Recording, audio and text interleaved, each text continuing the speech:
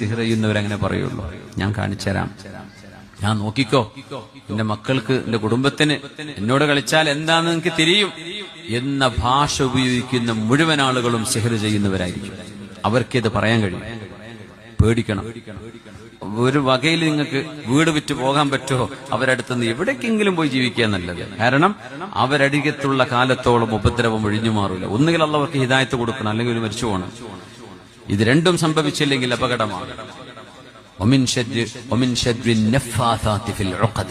കെട്ടുകളിൽ ഊതുന്നവരിൽ നിന്ന് കാവൽ തരയണമേ. അസൂയ വെക്കുന്ന ആളുകൾ അസൂയ വെക്കുമ്പോൾ അവരുടെ അസൂയയിൽ നിന്ന് കാവൽ നൽകണേ റബ്ബേ. അസൂയക്കാരുണ്ടായിരിക്കും, പക്ഷെ അവർ അസൂയ വെക്കാൻ തുടങ്ങിയാൽ പ്രയാസമാണ്. കുട്ടികൾക്ക് അസുഖാവും, വലിയവർക്ക് അസുഖാവും, പ്രയാസങ്ങളാവും.